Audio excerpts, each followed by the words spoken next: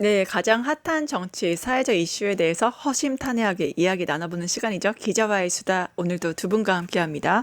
홍지환 뉴스타파 기자님, 그다음에 김종욱 민주연구원 부원장님 자리해 주셨네요. 안녕하십니까? 예, 안녕하세요. 네, 안녕하세요. 진짜 우리는 법 빼고는 살 수 없는 사회인 것 같아요. 뭐 특검도 있고 왜 이렇게 법들이 많습니까? 머리 아픕니다. 네.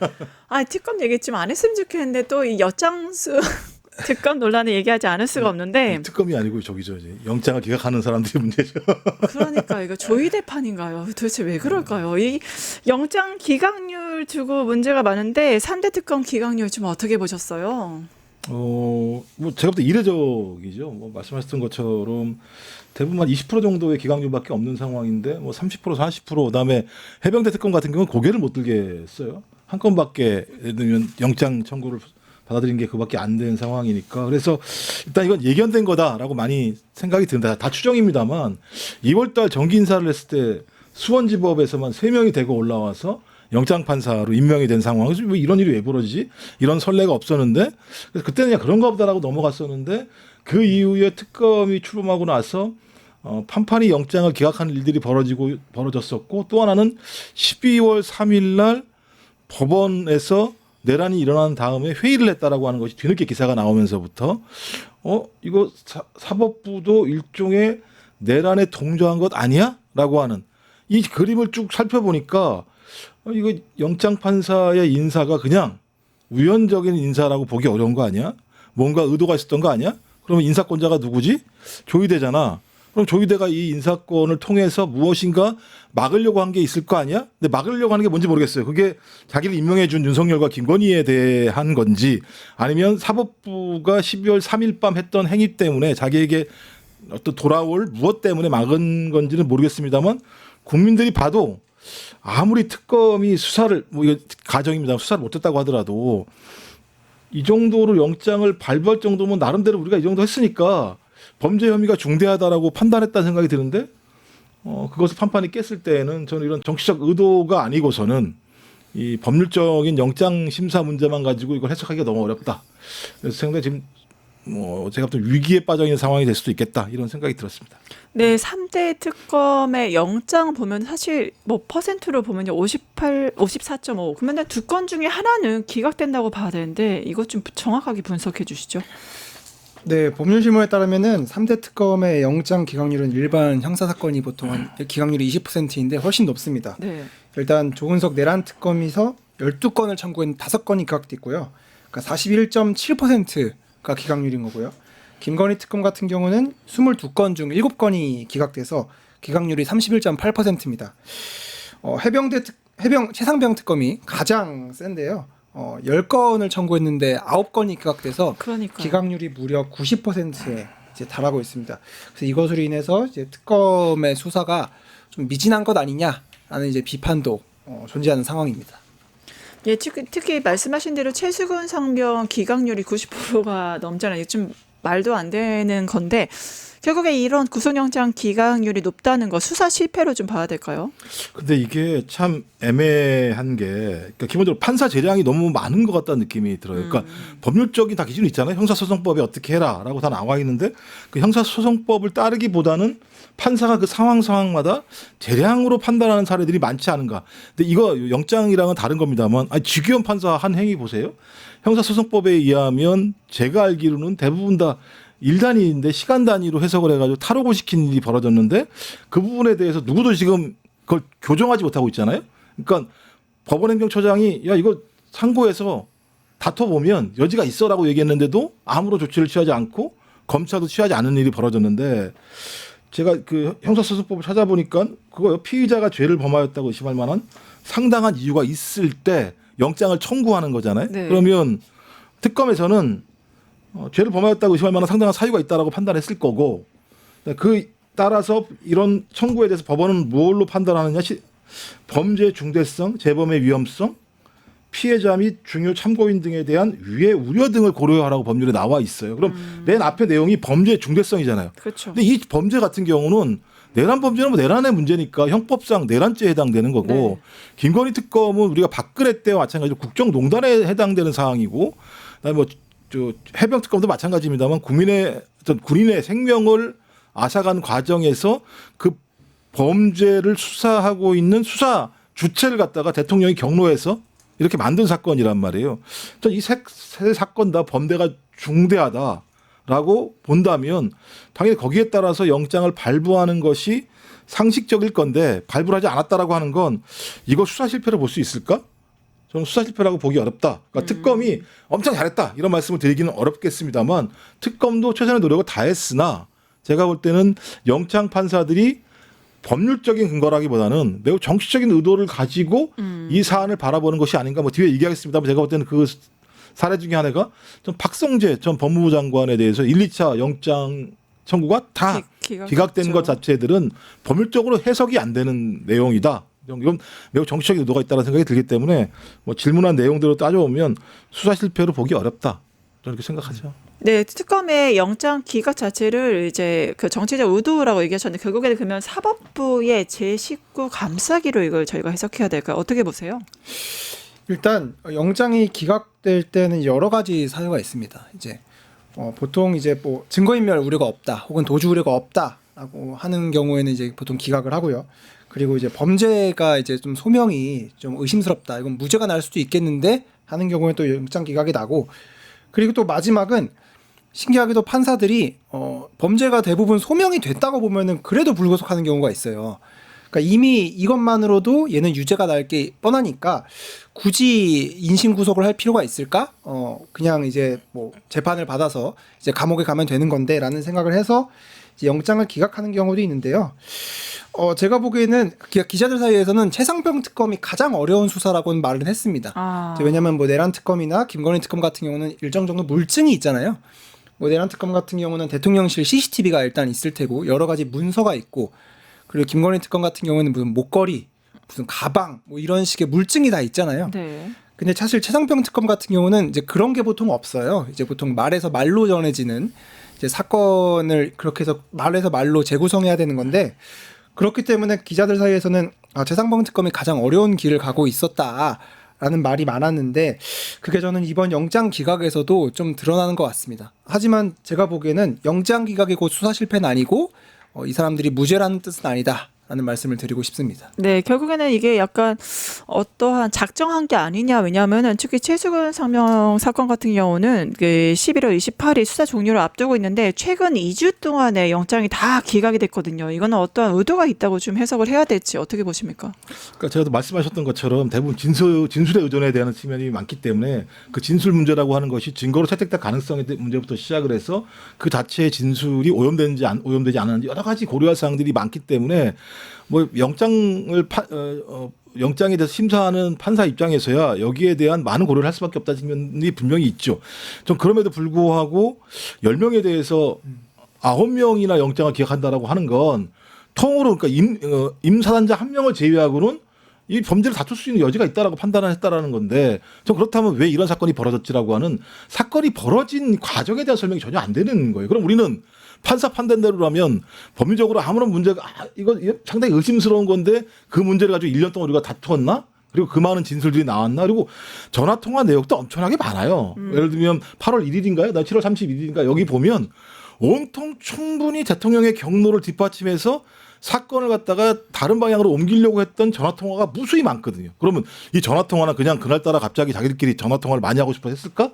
의도성이 있었을 텐데 그렇게 나오지 않았다라고 얘기하는 건, 말씀하신 것처럼 판사들은 이걸 직권남용으로 의율하기가 쉽지 않겠다. 그리고 계속 이제 법원이 지금 보면 이게 직권남용 그렇죠. 권리행사 이런 부분이니까 법원 스스로가 직권남용에 대해서는 유죄 판결을 좀 좁게 하는 경향성들이 있기는 합니다만, 그렇다고 하더라도 이 정도 상황이 된다고 한다면 대통령의 말 한마디로 소위 이 범죄를 저지른 자는 사면이 되고 범죄를 저지르지 않은 자는 그 예를 들면 집단 항명 형태의 개념이 됐기 때문에 아주 커다란 중범죄가 될 수 있는 상황들이 만들어진다는 측면에서는 저는 이 부분들은 의도성을 가지고 있다라고 보기 충분하다라는 생각이 드는 거죠.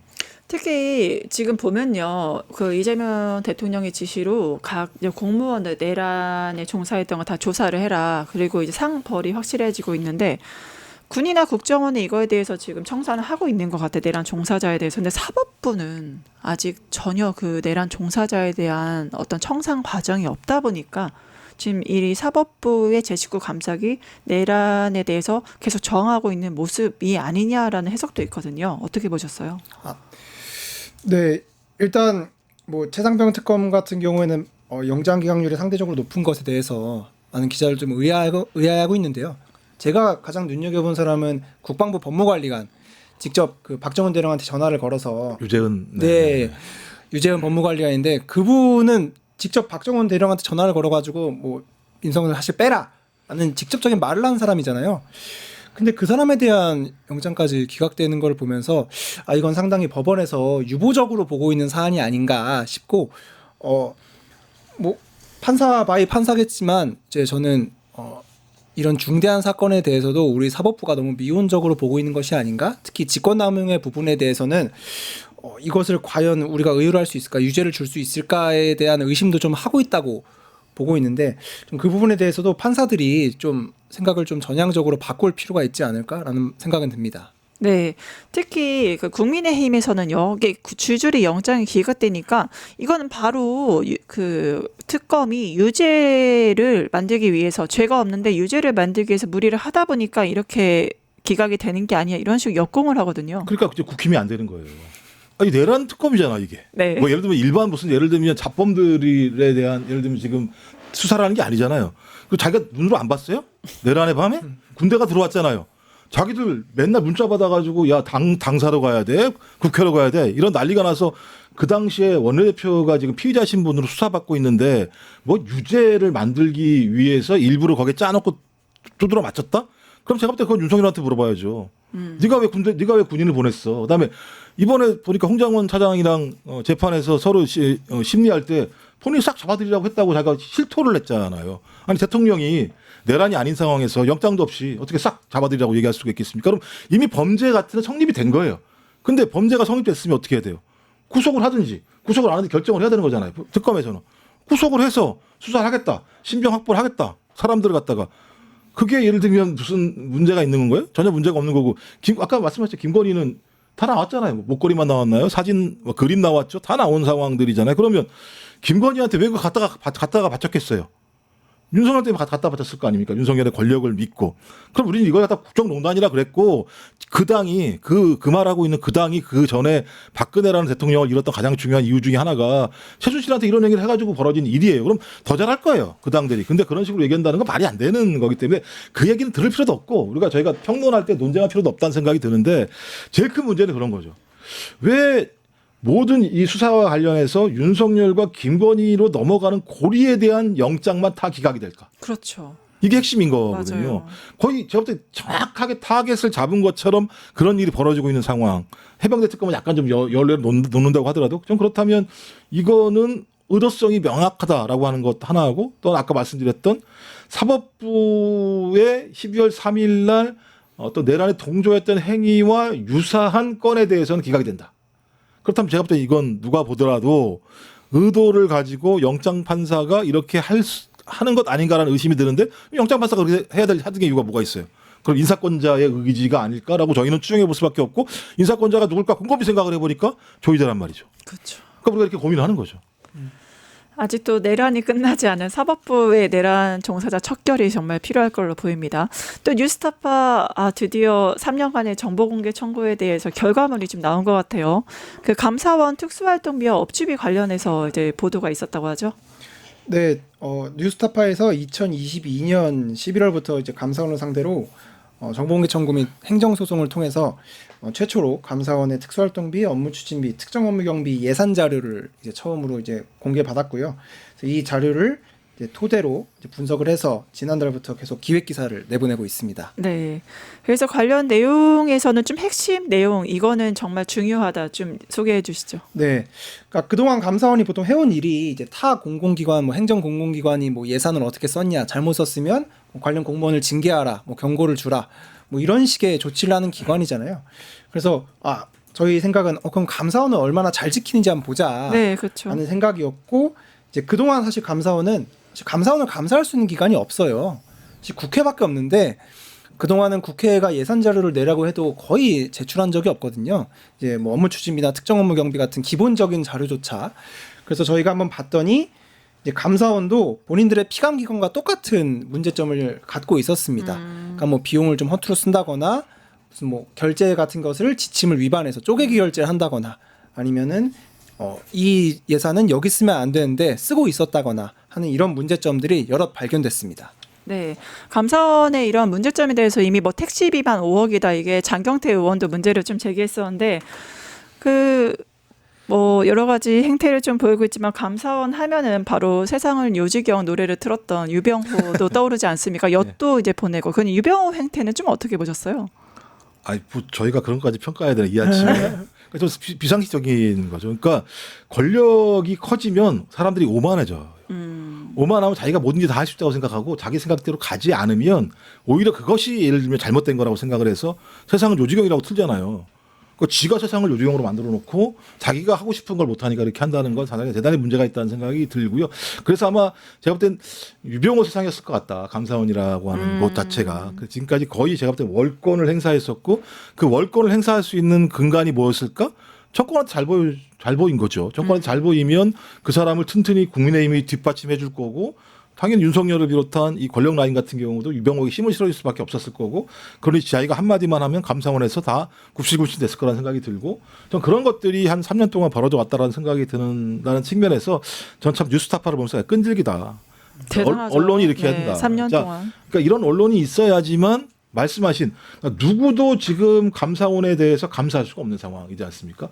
검찰도 마찬가지잖아요. 검찰이나 감사원. 그러니까 막강한 사정 권한을 가지고 있는 집단들이 자기를 감시할 권력을 검찰은 없게 만들어 버렸고 감사원은 뭐 헌법기관이니까 그걸 할 수 있는 법률적인 근거가 없는 상황이라면 유일하게 이걸 할 수 있는 데가 언론밖에 없는 상황인데 언론도 지금까지 제가 볼 때는 그냥 뭐 기이한 유병호의 행각에 대해서만 문제 제기를 했었던 뿐인 거지 감사원 전체에 대한 문제는 제대로 하지 않은 상황인데 이번에 제가 볼 때 가장 제가 볼 때 약한 고리를 딱 친 것 같아요. 야, 니네들이 감사한다는 인간들이 니네 감사원이 그따위로 일을 하면 니네들이 어떻게 어디 가서 영을 세워가지고 감사를 할 수 있겠어라고 하는 아주 되게 중요한 자료들을 가지고 왔다라는 측면에서 저는 언론이 해야 될 진짜 가장 중요한 역할들을 소위 우리가 제가 메이저 이렇게 나눈 것도 뭐하게 합니다. 메이저 언론들은 전혀 레거시 언론들은 전혀 하지 않았었는데 뉴스타파가 이걸 해냈다라는 측면에서 좀 다른 언론도 좀 따라 배웠으면 좋겠어요. 이렇게 좀.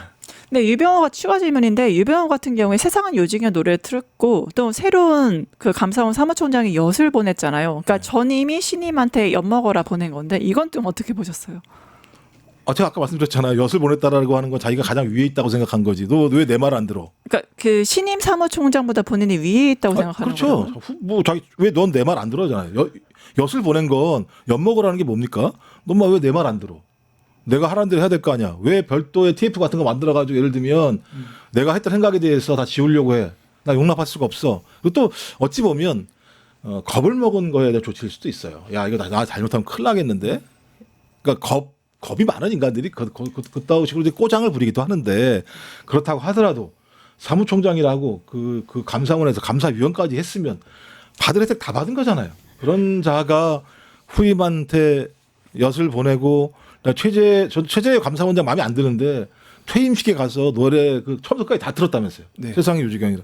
전 그래서 그건 제가 볼 때는 두려움 반 아니면은 너 나한테 그럴 수 있어라고 하는 상대적인 윽박지름 이 두 가지가 다 결합되어 있는 게 아닌가 생각이 들어요.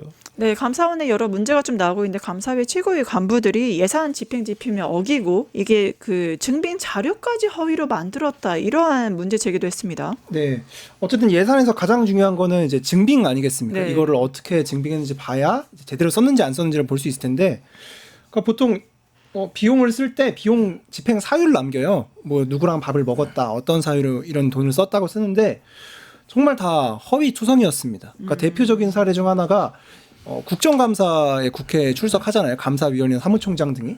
그러면 당연히 이 비용을 쓸 때 국회 국정감사 출석 때문에 썼다라고 해야 될 텐데 이거를 감사 관련 이견 조정 활동이라거나 아니면 뭐 안건 심의 활동이라는 식으로 써서 비용을 증빙하고 있더라고요. 그래서 저희가 보니까 비용 집행 건수가 거의 수만 건에 달하는데 대부분 다 이런 사유였습니다.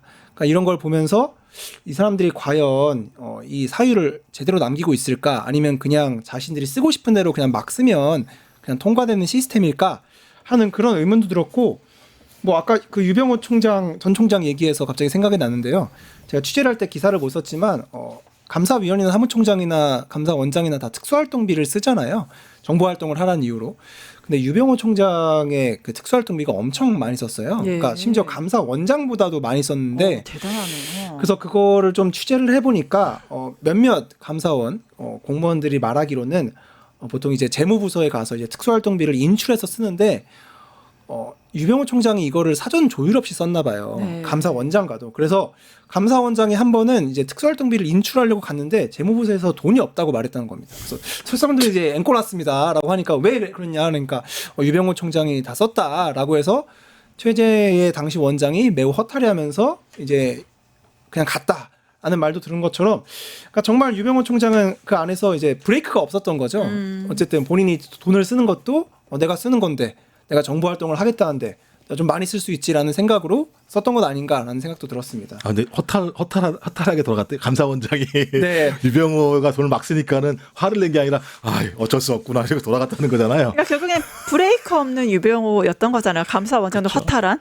그러니까 이런 유병호의 예전에 감사원 감사, 결국에는 전현희 그 국민거래위원회 위원장에 대해서 감사에 대해서 결과가 나왔는데 이게 부당하고 되게 조직적으로 한 부당한 감사다 이런 결과가 나왔는데 좀 어떻게 보셨어요? 네, 전체가 다 예를 들면 문제가 없는 거로 나왔기 때문에 이건 그러니까 검찰이 하던 짓을 제가 볼 때는 과거에 검찰이 하던 짓을 지금 감사원이 했다라고 볼 수 있는 거죠. 그러니까 전 정권에 대한 감사를 착수한 것, 정책 감사라고 하는 걸 들어서 그러니까 지금 정책 감사가 대부분 다 전 정권에 대한 마녀 사냥을 하는 걸로 활용되는 케이스들이 많이 있다. 감사원이. 근데 이걸 유병호가 특히 윤석열의 마음에 맞게 잘 골라서 아니면 지시를 주면 사냥개처럼 정확히 뛰어가서 그거를 물어버리는 일들이 반복적으로 벌어졌다라고 볼 수밖에 없는 상황이어서 저는 뭐 이건 뭐랄까 좀 정권이 발주를 냈고 유병호가 저는 감사원장까지도 패싱할 정도의 높은 위치에서 이것을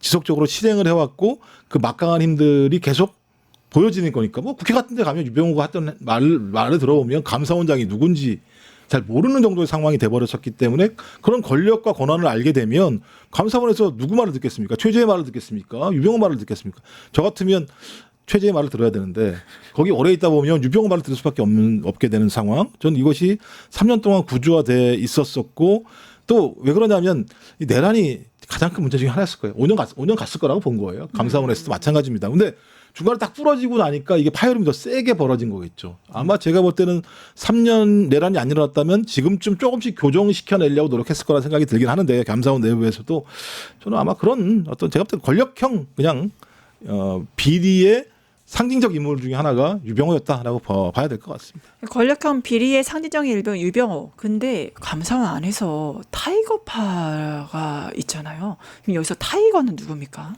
타이거가 보통 호라고 해서 이제 호랑이 호라고 해서 이제 그러니까 본인들을 이제 추종하는 걸까요? 그러니까 본인들 라인에 있는 이제 감사원 직원들을 뜻하는 말이고 뭐 원래 안양에 있었던 조폭 조직 이름이야 타이거파일. 그래요? 네. 뭐 유병호 총장은 뭐 그 진위에 대해서 이제 뭐 부인을 하고 있지만 사실 감사원 내부에서는 이미 그 명단까지 사실 돌고 있는 상황이고 뭐 이 사람들이 뭐 어떻게 이례적으로 승진을 했니 뭐 이 사람이 어떻게 영전을 했니 이런 것까지 사실 소문이 계속 돌고 있는 상황이어서 그 라인에 대해서는 사실 좀 부인하기 힘들 것 같습니다. 네, 결국에는 그 개인적인 사조직 타이거파 얘기도 나왔는데 이쯤 되면 감사원 안에 뭐 거의 하나회라고 봐야 되지 않겠습니까? 뭐 저는 그래서 그 감사원에 대해서 어떤 형태로든지 조치를 취해서 3년 동안 제가 볼 때는 완전히 썩을 대로 썩었을 것 같고 또 하나는 감사원에 있는 감사원 직원들 같은 경우도 엄청난 자존감이 저는 추락했을 거라 생각이 들어요. 또 특히 뉴스타파에서 지금 이 보도한 내용들 자체가 매우 아픈 거잖아요. 아니 그 감사위원들이 그 50만 원 넘으면 안 되니까 49만 9천 원을 1차로 긋고 20몇만 원을 또 긁고 이런 식으로 했다라고 하는 건 감사위원도 50만 원 기준은 알았을 거다. 그건 알았고 그냥 영수증 카드겠죠. 전표도 안 줬다면서요. 그냥 카드를 긁으면 카드가 가니까 자기들이 알아서 그냥 숫자 사람 다 때려 맞춰가지고 그러니까 거의 구조화된 거죠. 그러니까 감사위원들은 지 맘대로 돈 쓰는데 대신 하나 난다. 한 번에 50만 원은 안 돼라고 아니까 50만 원 이하로 딱 써서 뭐 48만 원, 49만 9,900원 이렇게 해놓고 그 다음에 그냥 그 카드를 쓰면 알아서 거기 뭐 행정 직원들이 이 부분에 대해서 야 많이 썼네 그러면서 너 얼마 몇 명 이렇게 이름 맞추기 어려운 건 그냥 제목만 적고 아래 비보란에 다 남겨두는 방식을 통해서 했었기 때문에 이런 짓을 하고 나서 자기가 다른 기관과 가서 야 니네들 왜 쪼개기 하니 이런 얘기를 했다는 거잖아요. 네. 좀 그렇다면 감사원은 어떤 형태로든지 구조적인 개편을 하지 않게 되면 권력이 이상한 권력이 들어서게 되면 이런 일들을 반복적으로 할 수밖에 없다라고 하는 것이 밝혀졌기 때문에 지금 헌법 개정 사안이기도 합니다만 뭐 감사원을 국회로 이전시킨다거나 아니면 정책 감사를 별도로 분리해서 정책 감사를 하는 데 같은 경우는 별도의 어떤 감사원 같지 않은 형태의 또 다른 감사를 받을 수 있는 기구를 만든다는지를 통해서 좀 구조적 개혁을 해야 된다라고 하는 부분들을 정확히 보여주는 특히 뉴스타파 기사가 보여주는 이런 거란 생각이 듭니다. 네. 또 뉴스타파 이런 감사원 자체의 문제, 유병호 문제뿐만이 아니라 조은석 특검의 흑역사도 지금 밝혀서 화제가 되고 있습니다. 관련 내용이 뭔가요? 아, 네. 매우 고민이 많은 보도였지만 이제 그럼에도 하지 않을 수 없었고요. 그러니까 조은석 특검이 2022년부터 이제 올해 1월까지 감사위원을 지냈는데 이제 그 사이에 집 근처에서 이제 돈을 쓴 게 이제 워낙 많았어 가지고 뭐 집에서 한 3분 거리에 있는 치킨집에서 뭐 밤 11시에 이제 뭐 결제한 내역이 있다거나 뭐 근처 중식당에서 뭐 돈을 좀 많이 쓰신다거나 이런 것들이 있었는데 문제는 감사원에서 이거를 증빙을 하지를 못해요. 그러니까 워낙 증빙이 허투루 되다 보니까 사실 집 근처에 썼으면 이거를 공적인 이유로 썼다는 이제 별도의 좀 엄격한 증빙을 해야 될 텐데 그걸 하나도 못하기 때문에 왜냐면은 이제 감사원에서 과거에 공무원들 업무 추진비를 한번 털 때 이제 집 근처에서 업무 추진비를 쓴 공무원들을 한번 털어서 그쪽에서 그러니까 그 안에서 이 업무 추진비를 사적으로 유용한 공무원을 찾아내서 징계한 적이 있었거든요. 그러니까 감사원 스스로도 집 근처에서 업무 추진비를 쓰는 거는 비정상적인 일이다라는 식으로 보고 있었다는 건데 이거를 전혀 감시하거나 제재하지 못했다는 것에 좀 주목을 해서 이 지점을 좀 보도를 하게 됐습니다. 특히 조은석 특검 같은 경우는 감사원 내부 고발자로 사실 유명하지 않습니까? 전현희 이제 위원장 사례에 대해서 감사원에서 이렇게 뭐 조작하고 방해했다. 네. 뭐보다 그 유병호가 감사위 내부의 회의도 방해하고 고성을 질렀다. 내부 고발자로도 좀 유명한데요. 그러니까 저도 이 질문 내용이 들어있어서 야 이거 어떻게 얘기해야 되지? 좀 내란 특검이라고 하는 게 더 중차대한 문제가 지금 진행되고 있고 거기에 가장 핵심적인 수장이고 그나마 좀 특검에서 기강을 잘 지키면서 지금 수사를 하고 있다라고 하는 게 조은석 특검인데 뭐 그렇다고 하더라도 말씀하신 것처럼 횟수가 너무 많아요. 보니까 뉴스타파 보도에 의하면 뭐 거의 한 20-30번 이상 이렇게 했다라고 하는 건 본인은 그렇게 뉴스타파 보도에 하면 그러더라고요. 그게 아니라 내가 사는 데가 서초동 법조타운 근처에 있기 때문에 거기 있는 사람들을 만나려면 어쩔 수 없이 집 근처에서 만나야 된다. 이렇게 얘기를 하는데 그러기에는 너무 집 근처다. 너무 가깝다. 그래서 저는 감사위원들이 그냥 관행적으로 이렇게 해도 된다고 생각했던 것 같아요. 그 당시에는 그러니까 조은석 특검만 이런 게 아니라 감사위원들 대부분 다 그렇게 행태를 했다라고 얘기하는 건 그냥 카드 주는 사람도 그랬을 거 아니야. 편하게 쓰십시오. 이렇게 했을 것 같고 대신 50만 원만 지켜주시면 됩니다. 이렇게 얘기했을 것 같고 두 가지가 있습니다. 업무 추진비랑 특정 용기가 있습니다. 이렇게 얘기했을 것 같고 그래? 그럼 되는 거야? 라는 식이었는데 근데 문제는 이분들이 다 법조인 출신들이고 행정부 같은 경우에는 나름대로 다 법령들이 다 기초가 있는 거잖아요. 근데 그러니까 서로를 이게 위법인 걸 알면서도 그냥 편안하게 넘어갔던 일들이 관행화되고 구조화된 거다. 근데 그건 딱 하나겠죠. 감사원은 감사 안 받아.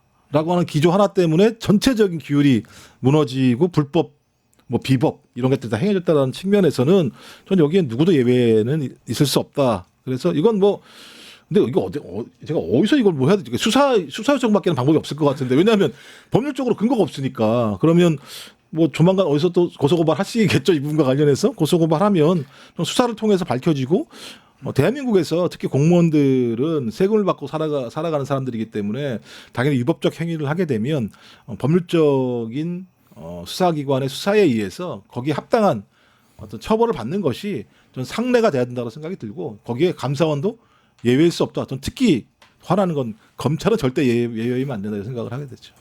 네, 뉴스타파 그 정론 언론으로서 이제 정말 대한민국 탐사 저널리즘의 전형적인 모습을 보여주고 계신데요. 앞으로의 취재 계획 마지막으로 부탁드립니다. 네, 저희가 이제 감사원에 정보공개 청구를 추가로 했고요. 사실 지금 받은 거는 이제 감사원 고위직들, 감사위원, 사무총장, 감사원장들의 예산 자료였고, 얼마 전에는 이제 전 직원의 예산 자료를 이제 받아볼 수 있게 됐어요. 감사원에서 공개 결정을 했거든요. 판결에 따라서.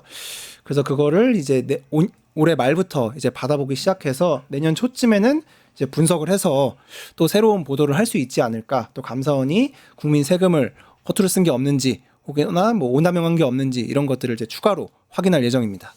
네, 앞으로의 역할 기대하도록 하겠습니다. 오늘 기자와의 수다 함께해 주신 김종욱 평론가님, 공주환 기자님 감사합니다. 네, 고맙습니다. 네, 감사합니다. 유튜브 구독하고 실시간 채팅과 댓글을 남기면 매일매일 최대 7,000 TTCO를 드립니다. 참여 방법은 뉴스토마토 홈페이지에서 회원가입 후 구글 계정을 연동해주세요. 마이페이지에서 유튜브 인증을 완료하면 준비 끝! 유튜브 채널 구독하고 실시간 채팅이나 댓글 참여만 해도 TTCO가 자동으로 지급됩니다. 그리고 뉴스토마토 커뮤니티에서도 TTCO가 쌓입니다. 출석, 글쓰기, 댓글, 투표, 친구 초대까지 활동할수록 더 많은 TTCO를 받을 수 있습니다. 지금 바로 참여하고 TTCO 받아가세요.